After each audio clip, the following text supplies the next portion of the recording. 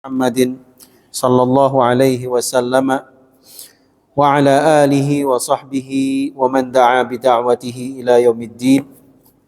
Allahumma rzuqna ilman yanfa'una wa anfa'na bima 'allamtana. Rabbana hab lana min azwajina wa dhurriyyatina qurrata a'yun waj'alna lil muttaqina imama. Rabbi shrah li sadri wa yassir li amri wahlul 'uqdatan min lisani yafqahu qawli, amma ba'd. Kita sampai pada halaman 125 tentang nasab Nabi Sallallahu Alaihi Wasallam. Tidak ada satu biografi tokoh manapun di dunia ini yang mengkajinya, mempelajarinya, mendapatkan pahala dari Allah Subhanahu Wa Taala. Kecuali kalau kita belajar secara detail apa yang menjadi sirah Nabi Sallallahu Alaihi Wasallam, dapat pahala belajar sirah itu. Sehingga para ulama salafus saleh mereka menggambarkan tentang urgensi belajar sirah. Sirah itu biografi Nabi dengan ungkapan sebagai berikut: "Allamna abna'ana sirata nabiyyina kama 'allamnahum al-Qur'an al-Karim." Artinya, kami mengajarkan anak-anak kami biografi atau sirah Nabi kami sebagaimana kami mengajarkan mereka Al-Quranul Karim. Sebegitu sakralnya belajar sirah.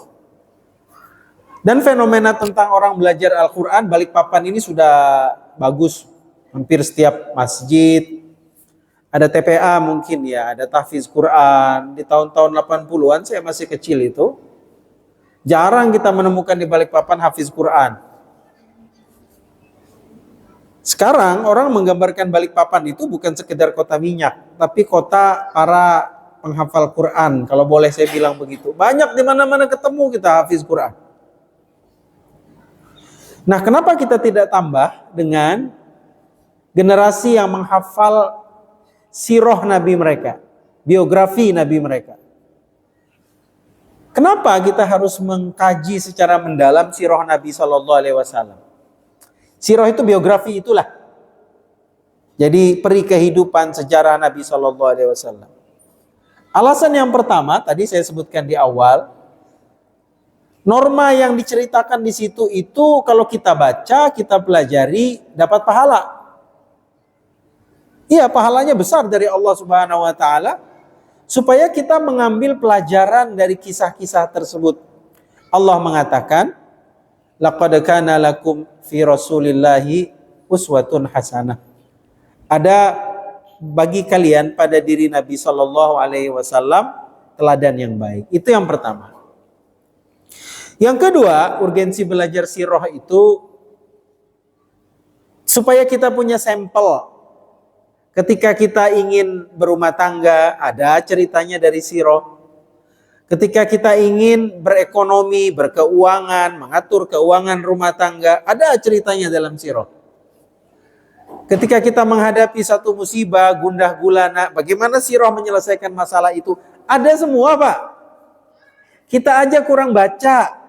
Itu masalahnya. Dan banyak sekali alasan supaya kita mengenal Nabi Sallallahu Alaihi Wasallam dengan sirah ini. Bahkan ada seorang ulama baru meninggal, namanya Thaiful Mawardi. Ada yang ngikutin enggak, Pak? Ini ulama dari Jawa mana ini? Jawa Timur kah? Dia mengasih resep salah satu cara supaya kita bisa bermimpi ketemu Nabi Sallallahu Alaihi Wasallam. Dalam mimpi kita, dalam tidur kita, banyak-banyak baca sirah. Ada yang belum pernah baca buku sirah? Coba baca, Pak, berurai air mata, nangis. Saya ini baru pulang dari umroh, makanya botak. Saya naik ke gunung Jabal Nur. Gunung di mana pertama kali Nabi mendapatkan wahyu yang Iqra bismi rabbikal ladzi khalaq itu loh. 5 ayat di bagian awal surat Al-Alaq. Ditanya sama istri saya, adakah perintah untuk mengunjungi tempat ini? Saya bilang enggak ada memang. Tidak ada dalam Al-Quran, tidak ada dalam sunnah. Artinya Wahai orang beriman, panjatlah Jabal Nur. Di sana pertama kali cahaya turun, cahaya kewahyuan. Enggak ada, Pak. Dan ritual haji dan umroh tidak ada tempat itu menjadi tujuan. Terus kata istri saya, ngapain kalau begitu ke sana? Saya bilang saya ingin merasakan gitu ya. Betapa perjuangan Islam pertama untuk mendapatkan wahyu ini, wih susah. Itu 2 jam manjat ke atas. Dan panjatnya itu gini. Kebayang yang manjat itu orang umur berapa? Nabinya umur berapa? 40. Dan lebih hebat lagi anak perempuannya yang per berapa hari ngantar makanan dari Mekah. Jauh Pak. Ya Allah, jauhnya berapa kilo itu? Nabinya hebat, anak perempuannya kan ngantar makanan, sanggup bapaknya. Ruqayyah apa Ummu Kulsum itu? Berhari-hari manjat. Kita tidak mungkin bisa memahami makna itu sampai kita belajar sirah. Nah, bagian akhir dari kitab yang kita akan pelajari ini, dia mengeksplorasi tema sirah itu sebagian, tidak semua. Karena ini tema buku-buku akidah. Tapi tidak sah kita belajar akidah tanpa kita mempelajari sedikit banyak tentang peri kehidupan Nabi Shallallahu Alaihi Wasallam. Pada bulan lalu kita membahas tentang nasab Nabi dari jalur ayah. Dari jalur ayah. Sekarang kita kemudian kita melanjutkan nasab Nabi dari jalur ibu.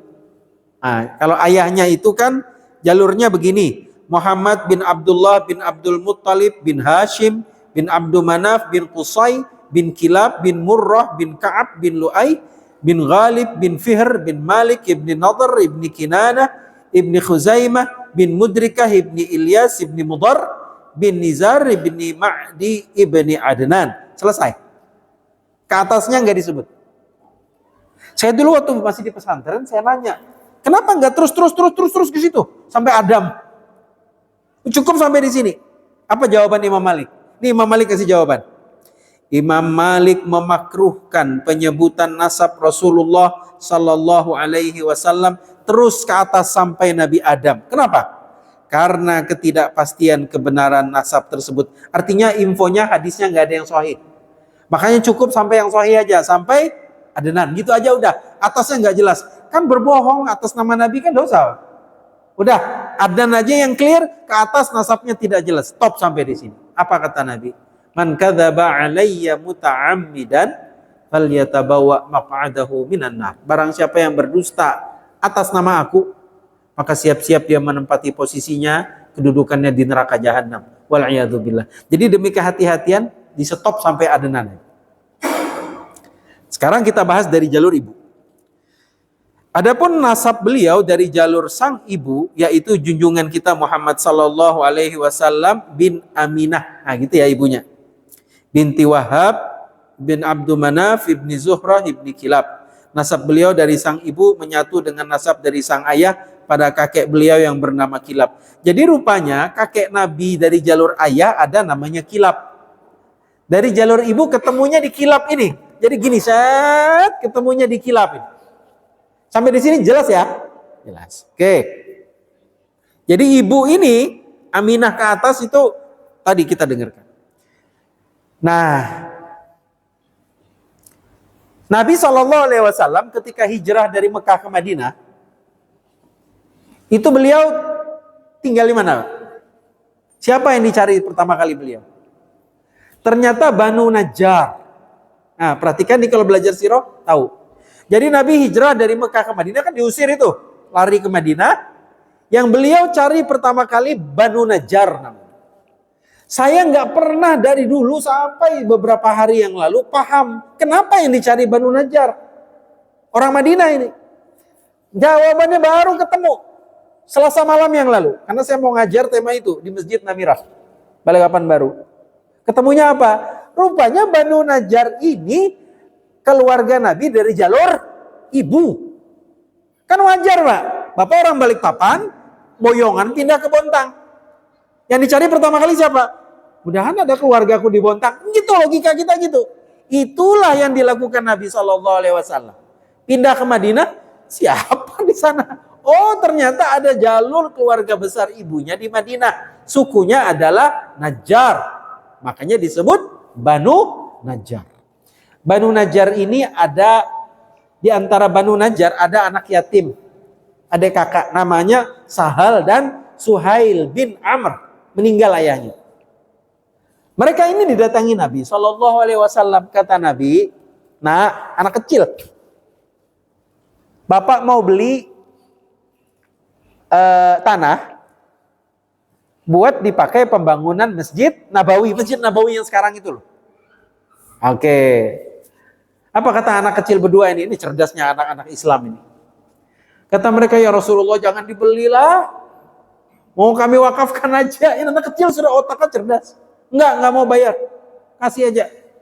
Tapi Nabi enggak. Bayar, saya mau bayar. Akhirnya dibayar Nabi berapa? 10 dinar emas. Dibayar. Itu harganya 10 dinar emas. Jadi kalau dikalkulasikan 1 dinar sekarang sekitar 4 juta ya. 4 juta kali 10 berarti berapa itu? Hah? 40-an juta. 40-an juta dapat itu ya. Nah itu jadi. Dan di atas tanah itu waktu mau dibangun Masjid Nabawi, ada kuburan orang Yahudi. Akhirnya dibongkar, dipindahkan jenazahnya. Ada pelepah kurma lagi dijemur, ada batang-batang kurma yang baru selesai dipotong. Semuanya dirapikan oleh Nabi dan para sahabat. Disitulah dibangun Masjid An-Nabawi. Baik. Kita lanjutkan. Selain ibu kandung yang bernama Aminah, Nabi punya ibu susuan. Jadi ceritanya begini. Adalah mentradisi di masyarakat Arab di zaman Nabi. Ibu yang mengandung itu, yang menyusui itu, dia tidak berlama-lama menyusui anaknya. Itu tradisi mereka. Biasanya sebulan, 2 bulan menyusui, paling lama setengah tahun, 6 bulan. Habis itu orang-orang Mekah itu akan mencari orang-orang wanita-wanita yang sehat, yang bagus, tutur katanya yang sopan, yang punya susu yang bagus. Mereka itu diupah oleh wanita-wanita kota Mekah untuk menyusui anak-anak mereka. Itu tradisi begitu. Dan bayar. Bukan gratis gitu. Dan kalau melihat kepada tradisi kita di kampung dulu ya, tahun berapa itu? Lama udah, masih kecil. Kayaknya tradisi itu ada deh, tapi nggak berbayar. Ayahnya kerja di kantor, ibunya kerja di kantor. Anak di rumah sama siapa? Sama neneknya kan. Zaman dulu coba, tahun 70-an, 60-an. Di rumah sama neneknya. Nangis itu si bayi. Belum biasa, Dok. Tetangga sebelah, ada ibu-ibu punya anak bayi. Biasanya apa? Nih sama tante. Ini nenek nih. Gitu ya. Itu tradisi kita di Indonesia. Nggak berbayar kan? Kalau di Arab dia bayar, Pak. Dia bayar. Nah, jadi ceritanya begini. Tahun itu adalah tahun musim persusuan. Orang-orang dari kampung luar-luar kota Mekah, semuanya berbondong-bondong masuk ke dalam kota. Ini orang-orang kampung lah, petani-petani, orang-orang di luar kota, orang kampung. Semuanya pergi ke kota Mekah mencari anak yang akan mereka susui dan berbayar. Gerombolan itu datang dari luar kota Mekah. Sampai ke Mekah, si ibu wanita ini dapat itu, rata-rata dapat semua. Nabi Muhammad SAW sebenarnya beberapa orang wanita sudah menawarkan agar disusukan oleh mereka. Tapi begitu melihat yatim, orang Arab tuh punya kepercayaan sial, Pak. Ini yatim katanya. Terus nggak ada duit, ngapain nanti nggak sanggup bayar? Nggak ada yang mau akhirnya. Semua wanita-wanita itu sudah pergi ke Mekah dan sudah mendapatkan anak susuan. Semua sudah keluar kota. Jadi anak bayi masing-masing itu dibawa ke kampung masing-masing. Nanti beberapa tahun baru dikembalikan. Begitu tradisinya. Tinggallah satu keluarga, ada suami, ada istri, yang memang datang jauh-jauh dari perkampungan namanya Banu Sa'adah. Jauh di luar kota Mekah. Mereka datang lengkap dengan kambing-kambingnya. Digembala sepanjang jalan. Kurus-kurus kambing itu. Dibawa dari kampung sampai ke Mekah dengan harapan dapat duit menyusui anak orang. Mereka lihat, waduh tinggal kita ini masa datang ke kota balik-balik tangan kosong. Akhirnya dengan setengah hati mereka nerima si bayi yang sudah yatim. Kan ayahnya meninggal sudah, ibunya masih hidup waktu itu. Diboyonglah kemudian, ada riwayat yang menyatakan sudah meninggal Aminah ini. Diboyonglah anak bayi itu, kemudian dibawa sepanjang jalan menuju kampung mereka. Kemudian ketika bertemu dengan suaminya, si istri itu bilang, Pak, mudah-mudahan anak ini membawa berkah. Benar, hadirin rahimakumullah. Sepanjang jalan, kambing-kambing yang pergi dari kampung itu dalam keadaan kempot, kurus kering, kemudian susu tidak ada. Sepanjang jalan, waduh, gandal-gandul sudah gemoy itu si kambing ini dipenuhi dengan air susu. Kata suaminya kepada istrinya, ini mudah-mudahan tanda bahwa anak ini membawa kebaikan. Namanya Halimah As-Sa'diyah radhiyallahu anha, ibu susuan Nabi.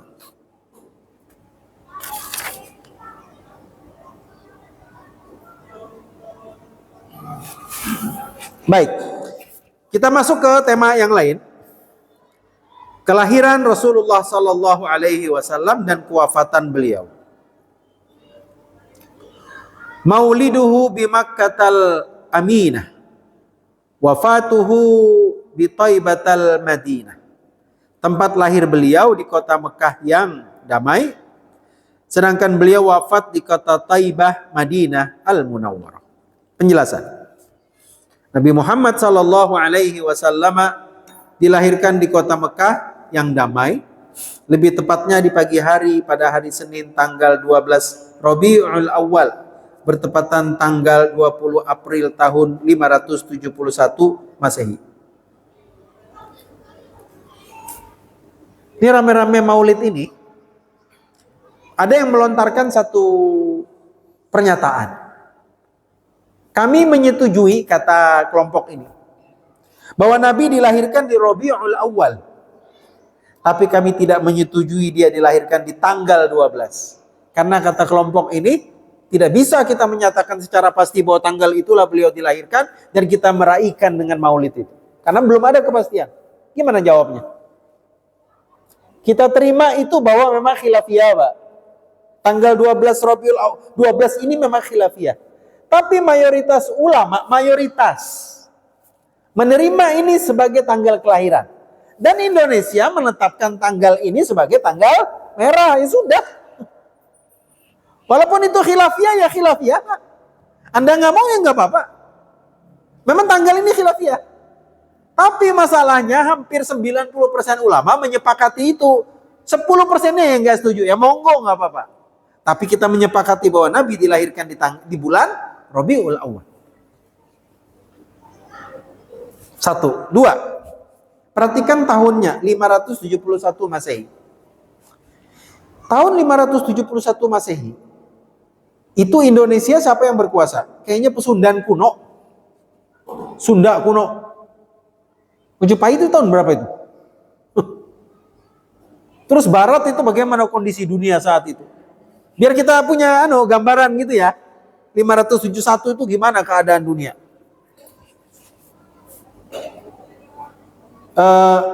Saya baca siapa ya? Raja Perancis itu. Raja Inggris itu yang pertama. Arthur itu masih Arthur itu rajanya di Inggris. Jadi orang-orang ini hidup sezaman dengan Nabi Sallallahu Alaihi Wasallam dengan situasi dan kondisi yang ada. Dan tahun 571 Masehi ini kurang lebih kalau kita tarik 600 tahun ke belakang, ada seorang Nabi yang lahir sebelumnya. Namanya Isa Al-Masih. 600 tahun jaraknya dengan 571 ini. Bayangkan dia diangkat Allah ke langit 600 tahun yang lalu, dan manusia sejak saat itu tidak punya seorang Rasul pun. Sampai kemudian 571 muncul seorang Nabi, dan itu adalah Nabi yang terakhir Sallallahu Alaihi Wasallam. Yaitu tahun di mana seorang raja bernama Abraha al-Ashram melakukan upaya penyerangan kota Mekah. Jadi tahun Nabi dilahirkan itu, di tahun itu terjadi penyerbuan kota Mekah oleh seorang raja dari, karena katanya disebutkan Habasyah, atau ini raja dia sebenarnya keturunan Afrika. Dia orang Yaman, tapi keturunan Afrika sehingga tampangnya itu agak kehitam-hitaman. Namanya Abraha. dan dia bermaksud untuk menghancurkan Ka'bah. Allah Subhanahu wa taala pun melawannya dengan sebuah tanda yang jelas. Tragedi ini telah Allah sebutkan dalam surat Al-Fil. Oke, kita lihat tema ini. Kenapa ada cerita tentang surat Al-Fil dan gimana cerita tentang Abraha? Jadi begini ceritanya. Abraha, dia berkeinginan supaya ada rumah ibadah yang juga dikunjungi di Yaman, bukan di tempat dia, yaitu di Yaman. Sementara masyarakat Arab, mereka terbiasa untuk menunaikan ibadah haji, baik hajinya secara jahiliyah, ini kan haji ini peninggalan ibadah lama. Sebelum ada Islam, sudah ada orang yang berhaji dan mengunjungi Ka'bah. Karena haji adalah tradisi Nabiullah Ibrahim alaihissalam. Abraha ini berkeinginan supaya ada Ka'bah juga di Yaman. Cuma caranya bagaimana? Dia harus hancurkan dulu Ka'bah yang ada di Mekah. Nanti batu-batuan yang disebut dengan Hajar Aswad itu dia akan pindahkan ke Yaman. Kemudian dia akan bangun kotak persis seperti Ka'bah. Makanya dia datang. Peristiwa dia datang berusaha menyerbu Ka'bah dengan pasukan gajah. Allah ekspresikan di dalam surat Al-Fil. Alam taro kaifa fa'ala rabbuka bi ashabil fil. Tidakkah kamu perhatikan Muhammad bagaimana Allah memperlakukan sepasukan gajah? Dan biasanya karena tahun kelahiran Nabi itu orang tidak berbiasa untuk menghitung angka, makanya sampai sekarang kita menyebutnya dengan tahun gajah. Orang jarang menggunakan angka.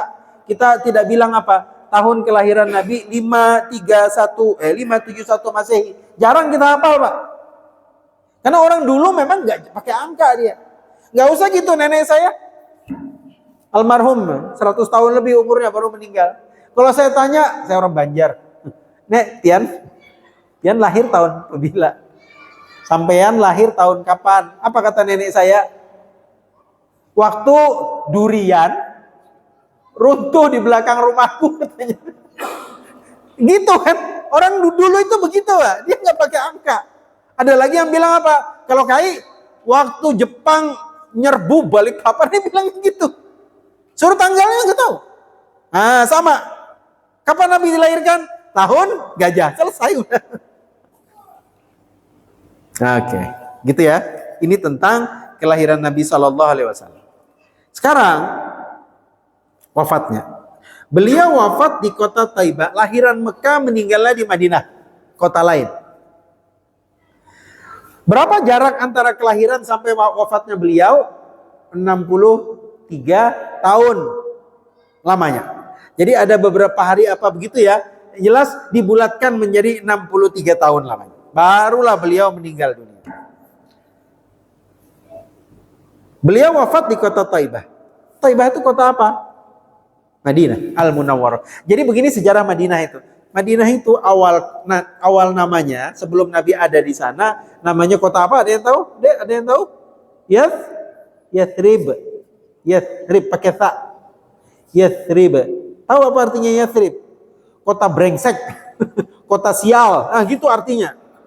Kalau yang suka nonton Cowboy, ada istilah Damn City. Wah, D-A-M-N. Damn City. Kota brengsek. Penjahat di sana, pelacuran di sana, tempat buang sampah di sana. Wah, pokoknya jorok kotanya. Di mana-mana di Jazirah Arab waktu itu, kalau orang mau buang sampah, TPA, itu ke Yathrib. Kotanya jorok. Cuacanya nggak enak banget kalau panas. Panas banget. Kalau dingin membeku. Nah, saya ingin menggambarkan kota ini dulu ya. Sebelum Nabi hijrah ke sana. Nah, namanya Yathrib. Jadi nama kota aja sesuai dengan kondisinya, kota sial. Begitu Nabi hijrah ke sana, Nabi bilang begini. Aku tidak pernah menyangka, kata beliau sallallahu alaihi wasallam, bahwa Allah akan menyuruh aku hijrah ke sini.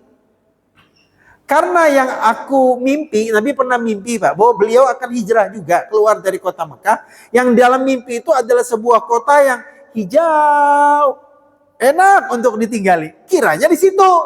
sekalinya Madinah. Kenapa sama antara mimpinya dengan hijau itu? Karena memang Madinah itu selain memang kota brengsek, tapi dia subur, Pak. Dia banyak tanaman di sana. Ini kota pertanian kan? Yang aku pikirkan, kata Nabi, bahwa aku akan dihijrahkan Nabi ke daerah Najd, daerah hijau juga, tapi bukan Madinah. Baik, sekarang kita melihat hari Nabi hijrah ke Madinah. Nabi bertanya, ini kota apa namanya? Yathrib.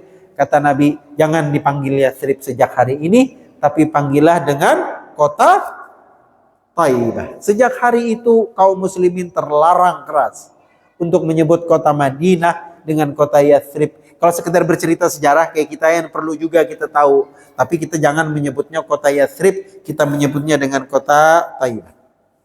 Dan dipanggil juga dengan kota Al-Madinah Al-Munawwarah, kota yang bercahaya, atau Madinatul Rasul. Baik, kita ada pelajaran fikih sendiri di sini. Fikihnya apa, Pak? Untuk penamaan benda, walaupun benda itu benda mati, dalam Islam terlarang menggunakan nama-nama yang jelek. Kita nggak percaya Feng Shui ya, kayak orang Cina. Feng Shui itu kan kepercayaan Cina. Kalau kita begini, rumah nanti di apa?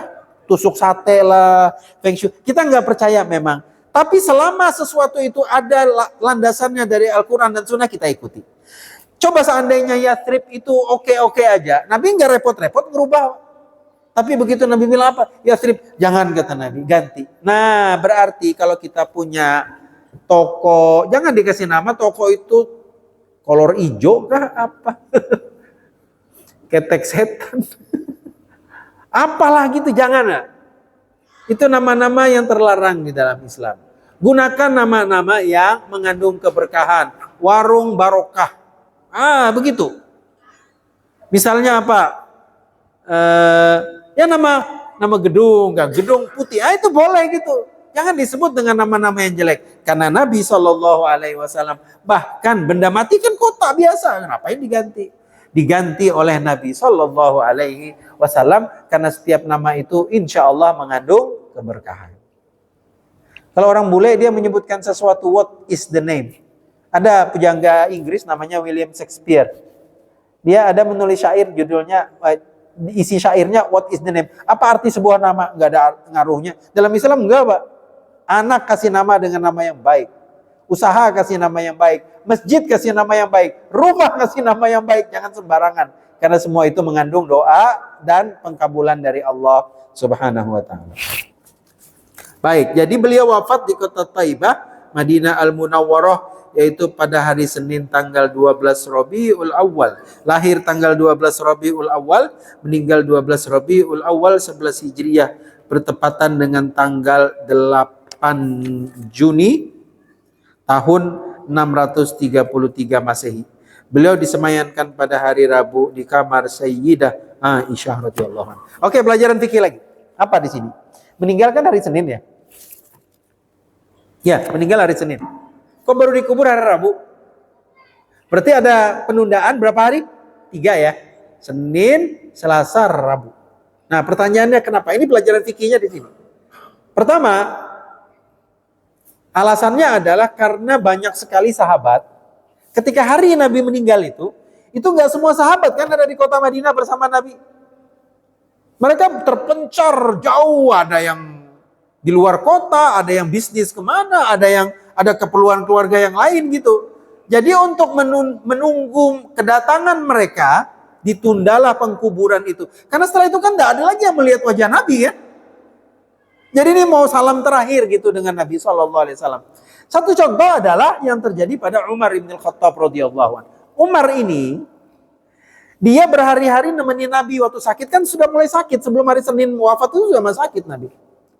Kalau tidak salah mulai hari Jumat, Sabtu, Ahad itu sudah kelihatan gitu. Tapi hari Senin pagi, ini meninggalnya kan waktu duha itu loh, sekitar jam 8 atau jam 9. Habis subuh itu Nabi masih keluar ikut orang sholat. Sebelumnya Nabi nggak bisa sholat berjamaah. Begitu pagi, kata Umar, alhamdulillah sudah 3 hari kita temenin, ibaratnya di rumah sakit. Oh, insya Allah sembuh, kira-kira gitu. Sudah dia membawa kontainernya, kalau kita kafilah untanya, pergi menjauh dari Madinah menuju ke Syria. Dia mau dagang, Pak. Ini penggawa besar Umar ini. Pebisnis sukses. Jauh dia sudah ke sana. Sampai di sana dia dengar kabar kayak petir di siang bolong. Rasulullah SAW meninggal. Lama kan jarak ketempuhnya itu. Sudah berjam-jam keluar kota. Dia balik. Kemudian dia lihat orang berkerumun di depan rumah Rasul SAW. Dan dia menenteng pedangnya gini. Bawa pedang. Dia bilang apa? Barang siapa yang bilang Muhammad SAW wafat, ku bunuh dengan pedangku. Dia nggak terima, Pak. Ini jawara Umar ini. Umar sebelum masuk Islam siapa? Wih, preman pasar, Pak. Yang coba-coba. Senggol, mati kamu. Lu jual, gua beli. Ini dia. Umar bin Khattab radhiyallahu anhu. Oke. Jadi dia ini sebenarnya stres. Radhiyallahu anhu. Dia bilang, jangan segitu orang kalau dalam kondisi kalap atau galau kan bisa aja sampai hilang kesadaran. Itu yang dilakukan sama dia. Jangan bilang Muhammad mati. Bunuh dengan pedangku. Dia hanya menghadap Tuhannya seperti Isa alaihi salam diangkat ke langit, nanti turun lagi ke bumi. Itu ngomongan Umar. Nggak bisa didiamin ini. Siapa yang berani datangin preman? Mati ke konyol kita. Abu Bakar Siddiq radhiyallahu anhu lihat ribut-ribut keluar dari rumah Nabi. Dia lihat Nabi itu, dia tinggal sebentar. Jenazah beliau, dia tangin Umar. Dipegangnya bahunya. Dia bilang, Umar, kamu belum pernah dengar ayat kah? Dia baca kemudian oleh Abu Bakar di depan Umar. Umar matanya menyalang masih. Wa ma Muhammadun illa rasul.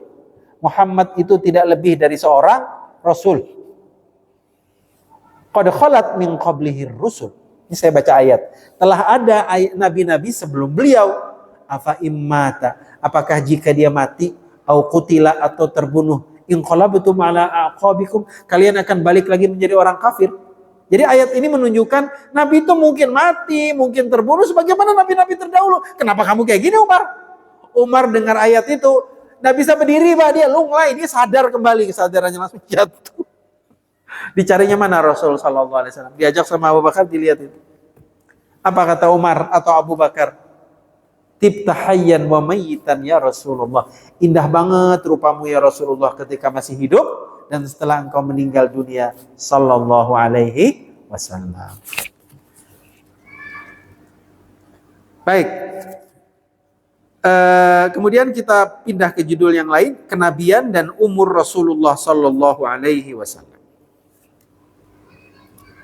Atamma qabla al-wahyi arba'ina wa umruhu qad jawaza as-sittina. Umur beliau sebelum menerima wahyu telah genap 40 tahun. Sedangkan umur beliau ketika wafat telah melebihi 60 tahun. Jadi ketika menerima wahyu Nabi usia 40. Ketika wafat lebih dari 60, berarti sekitar 63 tahun. Baik. Dan kita bicara tentang usia beliau menerima wahyu. Coba perhatikan hadirin rahimakumullah. Semua nabi itu hampir mendapatkan wahyu di usia 40. Ya, Musa 40, Yusuf 40, Syuaib kalau tidak salah 40, dan nabi-nabi yang lain. Nabi Yusuf sebagai contoh. Surat Yusuf. Halaman pertama dari surat Yusuf, halaman kedua. Apa kata Allah? Walamma balagha ashuddahu wa balagha 40 sanah. Dan ketika dia telah mencapai kematangan usianya dan saat itu dia sudah berusia 40 tahun. Ini 40 itu. Allah juga hadirin rahimakumullah ingin mengamanahkan risalah kenabian itu, lihat-lihat juga, Pak. Masa risalah kenabian itu dikasih sama anak bayi? Masa Nabi bayi? Enggak juga.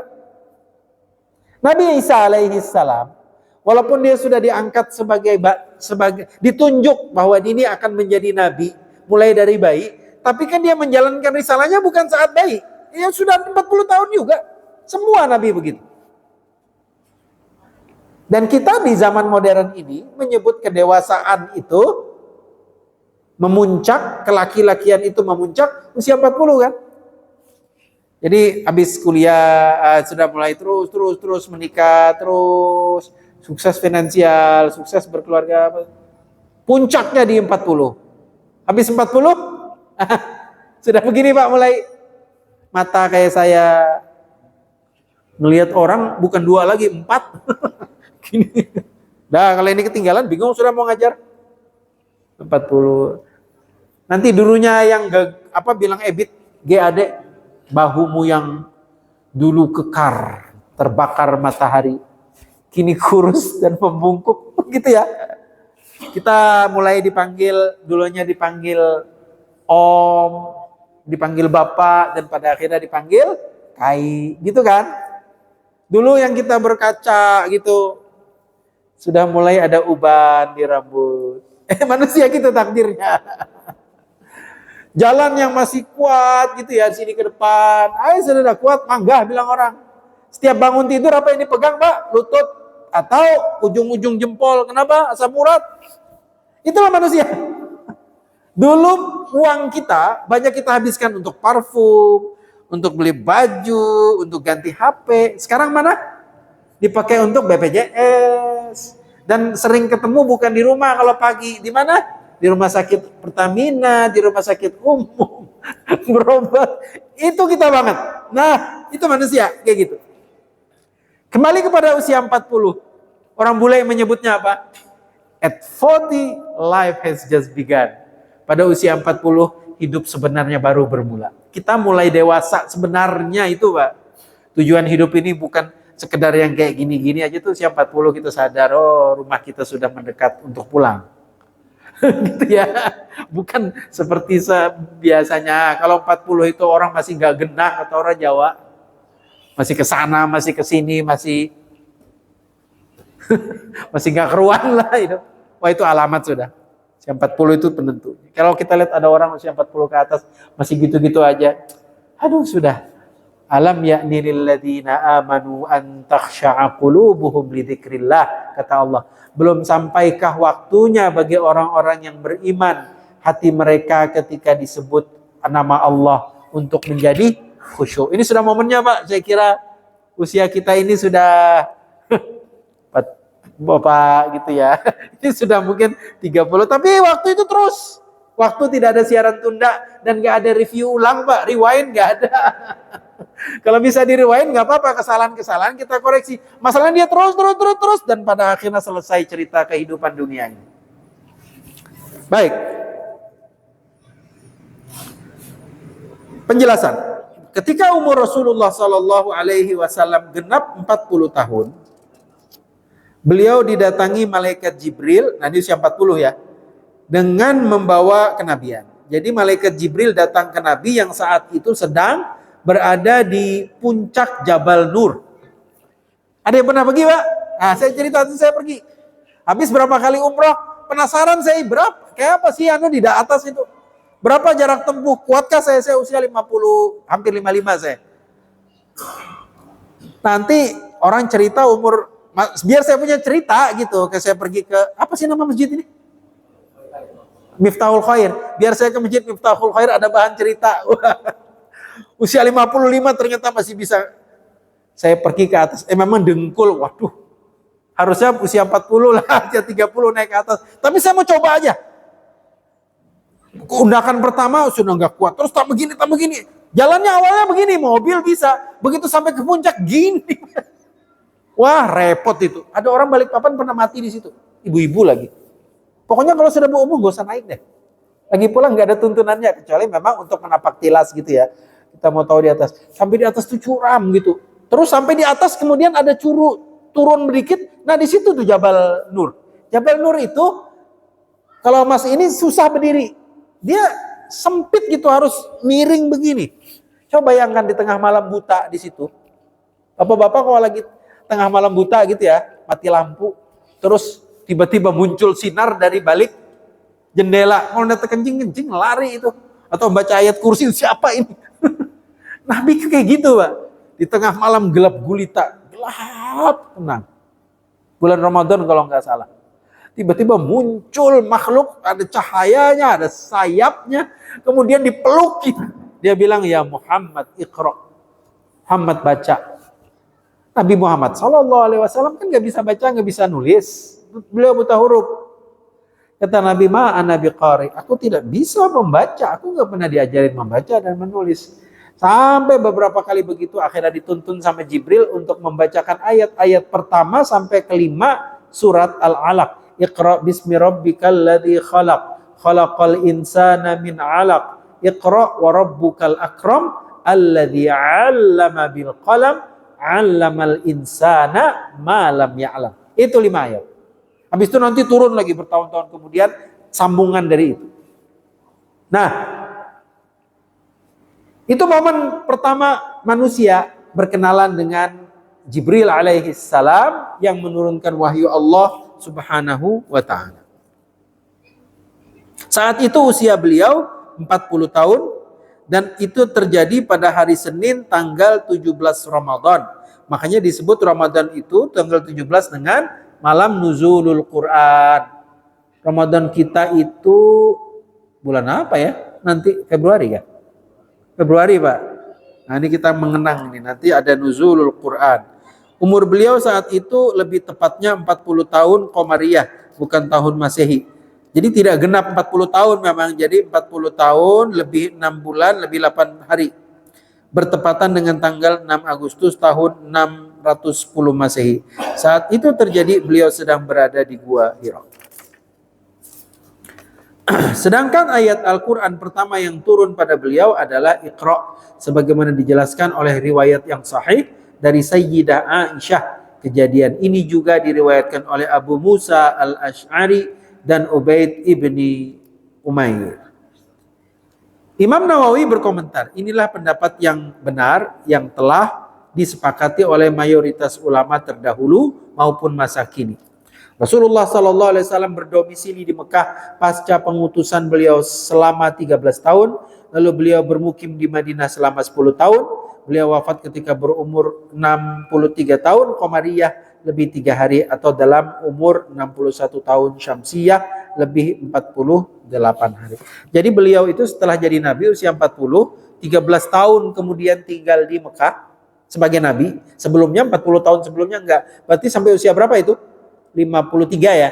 53 tahun. Baru usia 53 ke 54 beliau pindah ke Madinah dan tinggal di sana 10 tahun. Jadi usia dakwah Nabi 13 tahun di Mekah, 10 tahun di Madinah sampai menghadap Allah Subhanahu wa taala. Demikian hadirin rahimakumullah sekelumit tentang sirah Nabi kita Muhammad sallallahu alaihi wasallam. Bulan depan insyaallah kita mengkaji tentang putra dan putri Rasulullah sallallahu alaihi wasallam. Aku qouli hadza wa astaghfirullahal azim. Subhanakallahumma wa bihamdika asyhadu an la ilaha illa anta astaghfiruka wa atubu ilaik. Assalamualaikum warahmatullahi wabarakatuh.